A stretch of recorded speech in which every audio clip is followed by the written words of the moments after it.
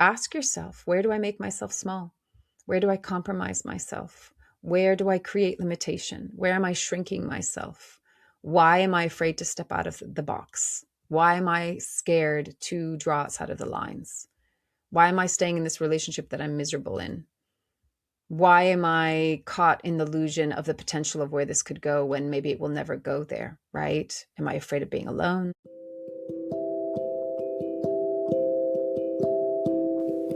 This is Corinne Bloom, and you're listening to Raw Conversations.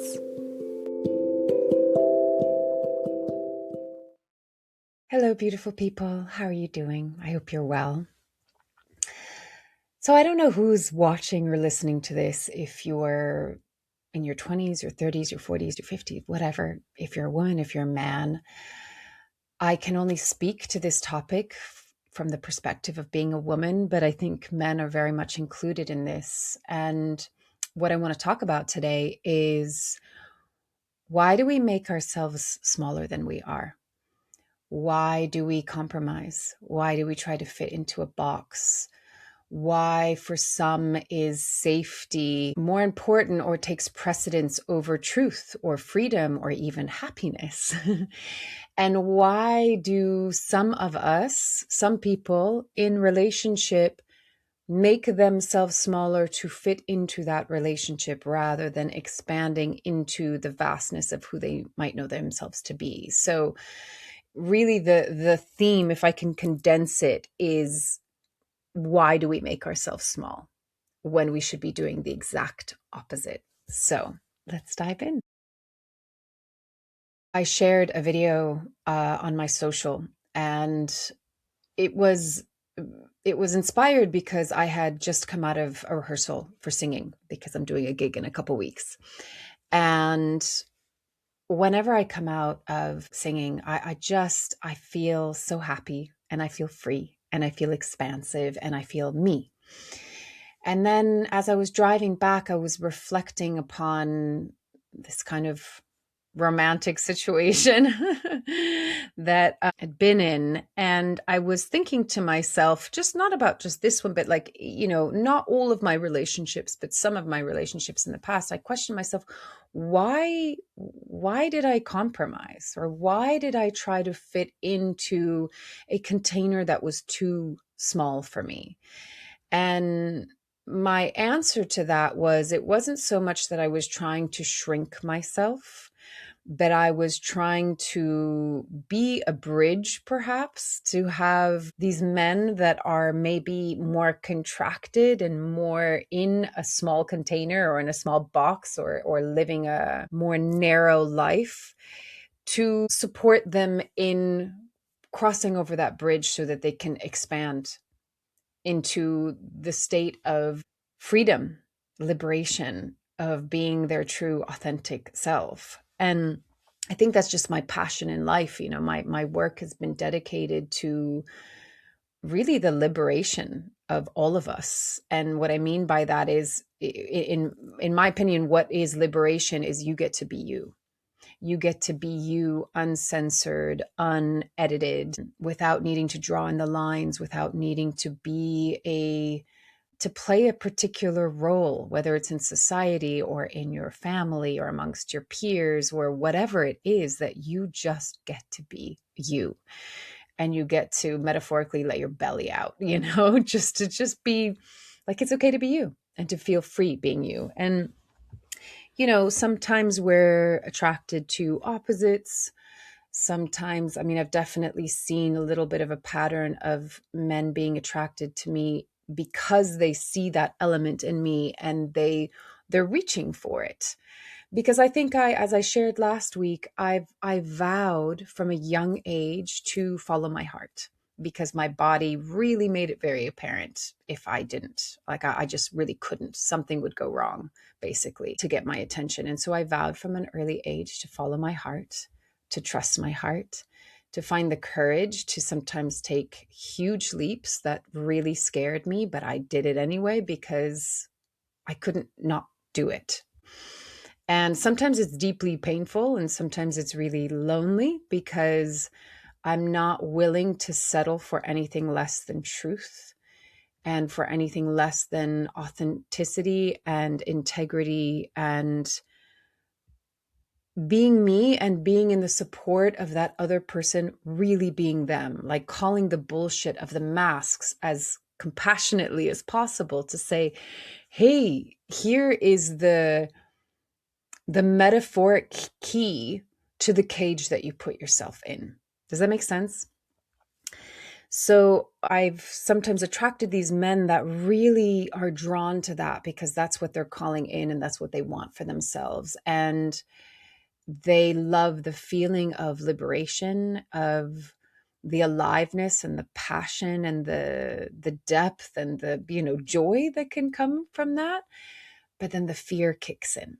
The fear really kicks in. And, I've studied for, God, probably close to 2 decades now, how human behavior, our brain and our habitual behavior prefers what we know. It prefers our comfort zone, even if we're super unhappy and even miserable, than the unknown, which could be so liberating and joyful and peaceful and like relaxing, right? Because the part of the brain, and especially if we haven't had experiences in our lives that have pushed our comfort zone from a young age, I can think of two relationships that I've had that are from men that are from a very small village in a mountain town. And, mountains are very separated from the rest of society, and the closer you get to the sea or the closer you get to the city, you have more of a expansive, more open perspective or worldview because you have more people coming in, you have mixed cultures. The sea brings in travelers, right? The city brings in travelers, where the mountain kind of stays the same for decades and it doesn't need to change, and people sometimes don't even leave like a 10-minute radius. So how can you practice your neuroplasticity when you see the same thing day in and day out, and you're essentially a big fish in a teeny, teeny, tiny pond, like a puddle of a pond? But this can be true for anywhere geographically. It just depends on how much you've allowed yourself to stretch yourself. And I don't, I'm not saying this with any kind of judgment, like if you haven't, then shame on you. But I'm saying it from the perspective that our soul wants to grow and our being also wants to grow. I do think that we're wired for evolution. I mean, look at nature, it's constantly in growth. Sure, it has cycles, so the death and rebirth, and so do we. But you let nature run and it will grow like crazy, right? So we have this natural propensity for growth. And I think more people now than ever are more depressed and more anxious and have more physical ailments because of the stagnancy. And never mind all the other stuff, there's huge overwhelm and chaos. And I really understand that. And I want to honor that and have compassion for that. But I'm just seeing in a more simplistic form that people are wanting to play it safe. And that can have a momentary relief, but then it can, in the long run, be a little bit soul deadening, right? And I speak a lot about the soul because I think it's just the most direct route to get to the place that we want to be, which is what I said in the beginning, that we just get to be who we truly are, uncensored, unedited, without needing to be anything or anyone else. And I used to call my work the authentic self, and now I call it the authentic soul, because I want to go beyond this character. I want to go beyond the flesh and bone, still very much honoring that flesh and bone and the personality and the emotions and, all of the technology that comes with being human, the inner technology, I should say, the organic technology, because it's real and it's the catalyst, it's the vehicle. You've heard me use that example before, that the human is like the car and the soul is the driver of that car, and both need to work together to get anywhere, right? So let me go back to the point of this topic, which is, why do we make ourselves small? I'm going to separate it in two groups. You have the people that are making themselves small because they are in a paradigm of fear, and they are in a belief system of fear and maybe even scarcity and not good enough and unworthiness. And so in my personal example, the two relationships that I'm thinking of and referring to, they very much have a belief system of scarcity, of not good enough, of not being worthy, of insecurity, of feeling like there's not possibility and limitation. And from my outer perspective, it's very much culturally conditioned through parenting, a certain type of parenting, and the small, narrow, little tiny pond of a world that just doesn't test you enough to find your own courage and your own ability to expand and try new things, and that neuroplasticity that I was talking about. So for this group of people, fear is real because you haven't been tested. And I can have compassion for it, because when I was living on this mountain, I could feel towards the end of it that it's like, if I didn't get out, I felt really anxious about getting out. There's this energy that really kind of pulls you in. Anyhow, it's a very kind of swamp like energy here. But there was this anxiety because you get so accustomed to this little world, and then anything out there feels like it's so far and it takes so much effort and it's going to be so big and maybe overwhelming. But what I would find is, like, the lead up to a trip, I would be so anxious. I would have so much anxiety and be like, what the hell is this? This doesn't even feel like it's mine. And then the moment I got off the mountain and I was on the motorway and I was going towards the airport, I was like, oh, I feel amazing. I feel great. Like, what was I worried about? So I can, funnily enough, when I call them like your jungle legs, your tiger self isn't being stimulated and tested. Like, if you live in a city, you're constantly having to respond to stimulus and uncertainty, spontaneity, things like a car jumping out, a person, this or that or the other, right? You have to kind of be on it. When you're in a small little mountain village town, and please use this example to kind of transpose it into your life, whatever shape or form that takes. That when you're in a small village town and everything is so easy and it's predictable because it's Groundhog's Day every single day. Sorry, I had very little sleep last night, so apologies for stumbling on my words. It's like you go into atrophy. So you don't have like that jungle, kind of, I'm ready for anything. And I don't mean that from a fear-based instinctual. I just mean that from you're agile. Think of it that way. You go into atrophy and you actually get more scared, even though the place feels more safe. But because you're not tested, your courage isn't tested, your resilience isn't tested, your ability to adapt isn't being tested. You go into atrophy and you actually get more anxious. So this group of people, anything that stretches them outside of this little box, it's something that I've seen with both of these relationships. I can see they want it. They want it, They want to expand into that because deep down they're not happy. They're not happy. They're really miserable and they're not really living in their truth, but it feels so big, that leap to get to the place that they want to be, because it essentially means that they'd have to let go of everything that they've known. And this is true for a lot of people right now that are facing like reality bending shifts, spiritual awakenings to how the world is run, awakening to who they are. The identity and the reality that you may have known your entire life up until this point has to crumble. And that can feel terrifying because the identity goes with it.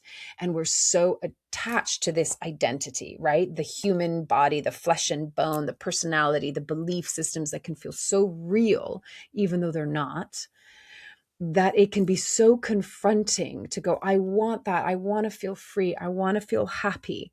I feel miserable now. I feel depressed. I feel depleted.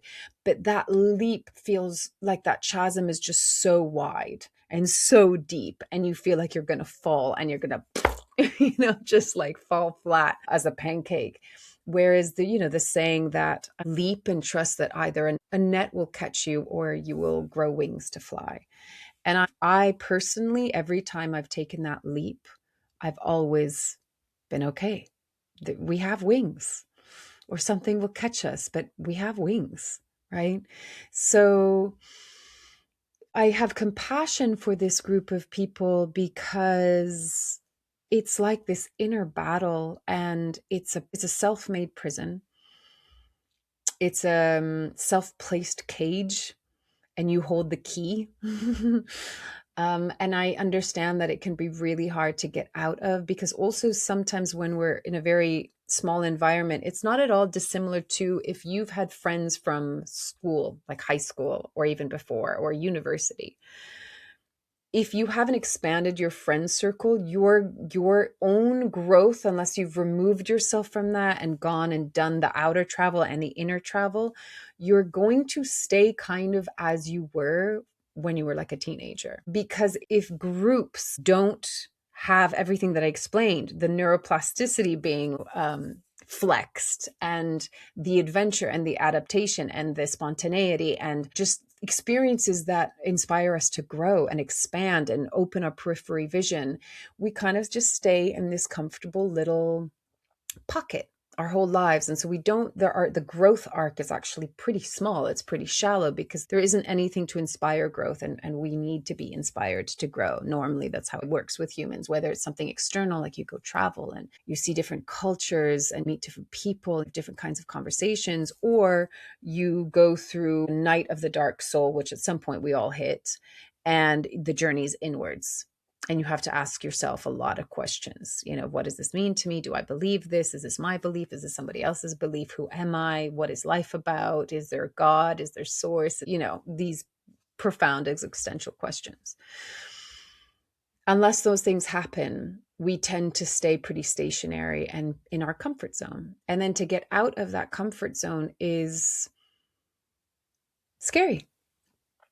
And sometimes even if there's an external person that comes in, or an external situation or opportunity that comes in that says, hey, I'm here for you and I will support you, I'll guide you, or I believe in you, or I want you to feel safe in the process, it can still just feel so huge and so the polar opposite of where you've been existing, that it's like being in prison your whole life and then coming out feels almost like, oh, I'm just going to stay in my cell because it's easier, because I know it.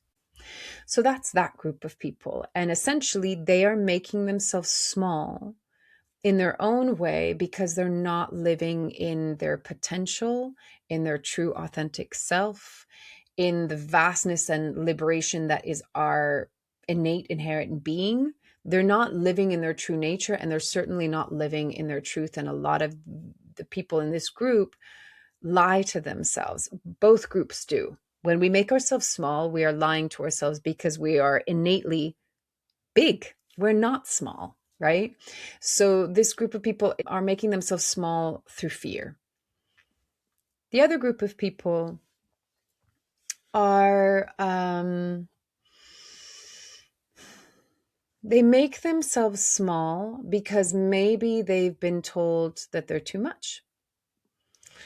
Maybe they're expanders and it can feel really lonely because more people, we live in a society that tells you to contract, not to expand, to play it safe, to draw within the lines, to have the picket fence, to have the security, to have all of these things, right? So in general, our culture is based more on safety, survival, and so that can shrink people in. And so for those that are expanders, and again, I want to be really mindful that I'm not saying like expanders are better and contractors are worse, and using labels. I don't really like it, but I'm just trying to use this terminology just to paint a picture. But by no means am I trying to say good, bad, right, wrong, better, worse. But they might feel that whenever they expand, that it can either feel vulnerable, it can feel lonely, they might feel judged, they might not have found other expanders, and therefore there is that feeling of loneliness. And then, like I said in the beginning, sometimes there's this attraction of opposites. So, I can say for myself, because as a friend called me an expander, freedom is so important to me. Authenticity is so important to me, to be who we truly are and to be in that kind of, if I had a pose, this would be my pose. If you can't see the video, my arms are outstretched, my chest is open, my chin is up. It's like freedom, openness. Here I am, raw, vulnerable, as authentic as possible, without apology, without hiding, without wearing the masks. That for me is my mode of operation that I choose to live in, because it feels the most comfortable for me. To be in an expansive state feels natural to me. To be in a smaller, contracted state feels very, very painful. So for me, I talked about a couple episodes ago about how environment matters so much. And when I'm in an environment that makes me feel I can expand, it feels so beautiful and harmonious and wonderful. And when I'm in an environment like I am right now that really is like contracting and limiting and heavy and pessimistic, then, it feels deeply uncomfortable. But what I've noticed in my own experience is that I, like with these two men, that I love them. I love them, and I will probably always be someone that, because I do it for myself, I raise the bar not from a place of scarcity and lack and needing to reach for perfection. I raise the bar from the perspective of that evolutionary point. I want to keep on growing, not out of lack and scarcity and not good enough, but because that's interesting to me. And without that growth and expansion, life feels, what's the correct word for it? It just feels unnatural.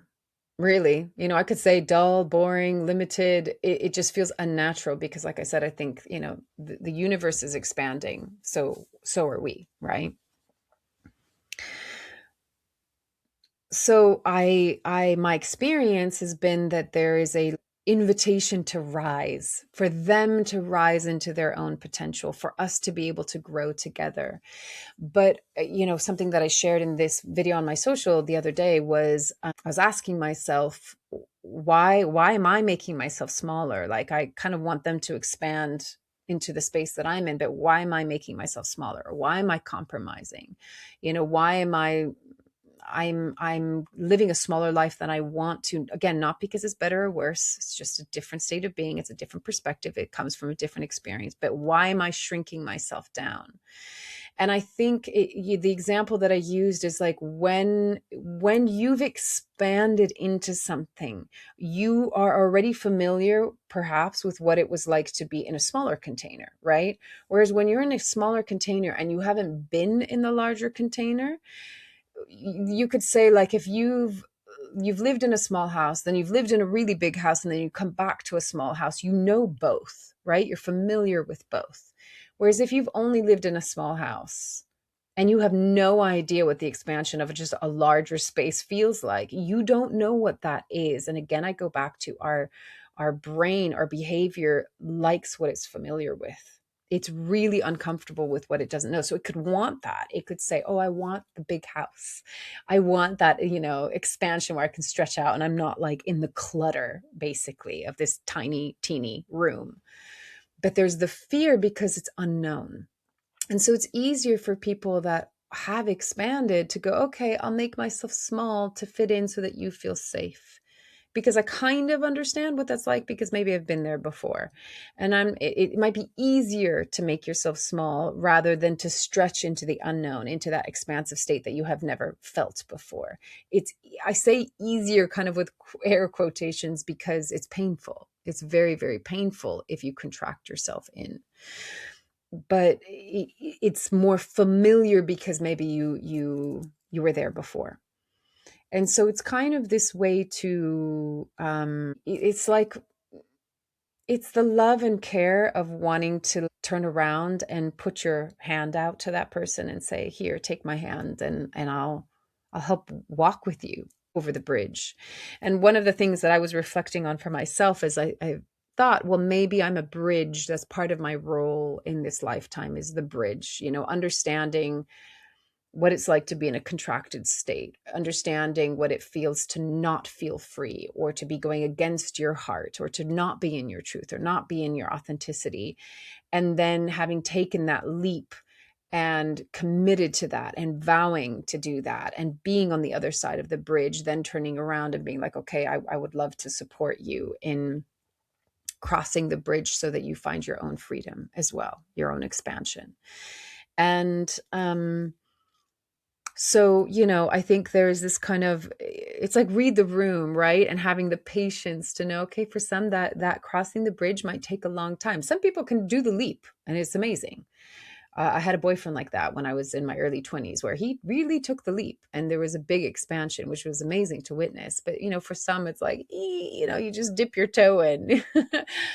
um, but at what's the cost? I think this is the thing. And I think a lot of women, I'm sure men do it too, but I know a lot of women that compromise themselves, that make themselves smaller, that overstep their own boundaries, that make, yeah, just they compromise who they are and they make themselves smaller to fit into the relationship. But men do it too. Men do it too. And some people choose it because they want to stay small. They stay in miserable relationships because it's their safety comfort zone, as I talked about the first group. And the other group might stay and make themselves smaller and compromise because they love that person. They see the potential in that person. Ooh, the pit of potential.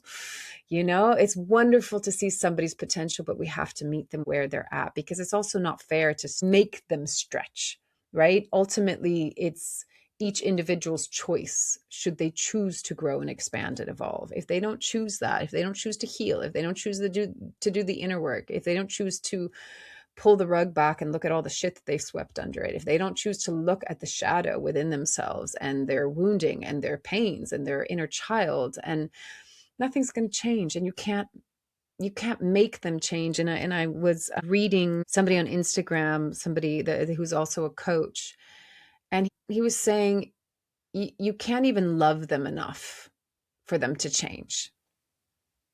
You can't love them enough to change. They have to choose to want to change, grow, expand, whatever the term you want to use. So expanders often go, hey, come on, come and expand with me. Oh, okay, you don't feel comfortable yet. Let me make myself smaller to fit into your world so that you feel comfortable. But they all the while they're trying to kind of convince them, come on, come on, come on, grow, grow, grow, expand. And simultaneously they're shrinking themselves more and more and more, because then again, it's like if they expand, they have to admit that they've made themselves smaller. They have to admit that they might have to be on their own because that person isn't going to catch up to them. They have to admit that maybe it's lonely in the more expansive state, because as our world is right now, it tends to be more contracted and more people are living out of the paradigm of fear than the paradigm of expansion and worth and good enough and, the amazing, brilliant beings that we are. Again, not better or worse, just on a different path at this point in time. And that can change, right? So there's also fear for the expander that goes, well, I don't want to be alone, or I love this person, and I don't want to not be with them. And so then the question is, how do you be true to yourself inside of a box that feels too small for you? And that's a tricky one. I don't know if I have the answer. I think for me it's comes through communication with that person, comes through sharing desire, through sharing purpose, through being the example and showing what courage looks like, what truth looks like, what authenticity or integrity looks like. And I'm not saying that the expanders, or myself included, not a perfect person, not a perfect human being, but I think sometimes, well, no, I was going to say the difference sometimes that I see is that maybe one group is more honest with themselves than the other, but actually I think both can be in the illusion of the fear and the illusion of potential, because both are an illusion, right? Oh, okay, I'm going to compromise myself, but I can see the potential and it's going to grow into this, and maybe that potential never ever ever happens. And then you're lying to yourself because you've shrunk yourself and you've made yourself smaller and you've stayed in a relationship that makes you small. and you thought that it was going to be better, and that is a, can feel like a self-betrayal. The other group also can feel like a self-betrayal. They might be too scared to expand, but they also are in the self-betrayal of, I'm not living my truth and I'm not living in my happiness. So ultimately the groups then disappear, as is natural, that we are one and we are actually at the core of it facing a very similar thing, but through two different avenues, if that makes sense. And really the thing that we're facing is, can we be in our truth? Can we be fully accepting of who we are? Can we choose our joy? Can we choose our happiness? Can we choose our heart rather than our mind? Remember, the mind is not the master, it's the servant, it's the tool. Can we let go of our conditioning, our social conditioning, our peer conditioning, our societal conditioning, our parental conditioning, our educational conditioning? Can we shed all of those things and then take the risk to truly live? And the quote that comes in right now is from Rumi, and it has to do with love, but I feel like this is true also for life and living, is your job is not to seek love, but to seek all the barriers that keep you from receiving that love. So equally, that keep you from receiving the life that you want to live, that you're meant to live, that your heart desires to live. All of the barriers, the thoughts, the insecurities, the fears, the limiting beliefs, the wounds, the pains, all of these things are, what we're confronting is limitation. And what we're wanting is liberation. So what do we do with this? We pledge to ourselves, we make that vow, as I shared with you in the beginning, to listen to our heart, to trust our heart, to follow our heart, to do the inner journey, go on the inner journey, do the inner work. I don't even like that term, but all that means is just face yourself and be honest with yourself and be honest with others and be honest with your life. And if you're living it small in one shape or another, in one form or another, what do you need to do in order to expand and feel free? And what are the fears that you have to face, and face them with love? One of my first workshops that I ever did back in 2010, I think it was, is embrace your fear. Your fear deserves love. That's the only way it's going to transmute and alchemize, is through your love, through your acceptance, through your embracement of it. Then it can alchemize, and then it finds its courage. Courage comes from heart, and courage comes hand in hand with fear. It takes fear by the hand and says, look, let me show you through heart, which means through love, right? So this isn't about tough it up. This is about tenderness and kindness and gentleness and understanding and compassion and love and understanding and patience. But I think we all deserve to be our true selves in that expansive, free, liberated self.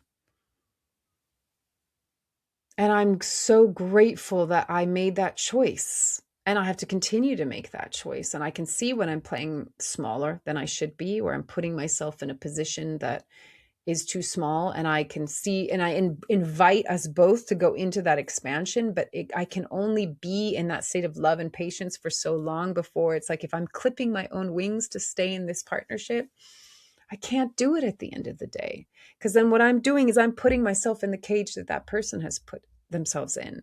So all you can do is open the door and say, hey, if you want to fly with me, here we go. But if they're not ready, if they don't feel like they can do it in this moment, in this year, in this lifetime, don't make yourself smaller. Be the example of expansion and inspire other people to find the courage to do it as well. And if you find yourself shrinking and compromising, it's okay. It's understandable, but don't lose yourself. Be true to yourself. Inspire the one that's maybe more afraid to be true to themselves. Because that's all this boils down to, is just the truth of who we are, of our being, of our desire, of our heart, of our soul. And again, this is why I love doing this soul work, because you communicate directly with your soul, not with all of your belief systems and your personality and your wounding and your this or that or the other. The visuals might come in, the metaphors might come in, the messages might come in that give us the understanding of why this in our childhood, why this now, why this relationship, why this dynamic, why this illness, why this injury, why whatever, this pattern. But it's seeing it through the lens of your soul, which is going to give you a much vaster, broader, eagle-eye view understanding of why you are going through what you are going through. And then when you make that commitment, not just to your heart, but to your soul, which is your source, then you get to live very differently.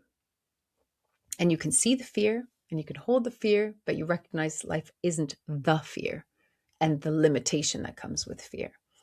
So the invitation is just ask yourself, where do I make myself small? Where do I compromise myself? Where do I create limitation? Where am I shrinking myself? Why am I afraid to step out of the box? Why am I scared to draw outside of the lines? Why am I staying in this relationship that I'm miserable in? Why am I caught in the illusion of the potential of where this could go when maybe it will never go there, right? Am I afraid of being alone?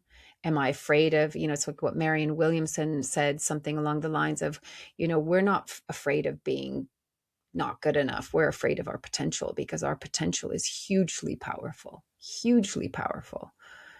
I have to find that quote. It's a beautiful quote. So the invitation is inquiry into your own truth, into your own fear of being in your truth, and welcome it all in with gentleness, compassion, love, tenderness, awareness, being, and sit with it, listen to it, talk with it, work with it. Vow to step into your truth. It's going to take balls. It's going to take courage. I don't even want to say balls. It's going to take belief in yourself, and you can do it. I'm here to say I believe in you. You can do it no matter where along the path you are. That's perfect. You can do it. Grow, be big, be you, do you, live, love. Return home to yourself. Okay, I'll leave it at that. As always, take it or leave it as feels right for you, and loving you from afar. Bye. Thanks for being here with me.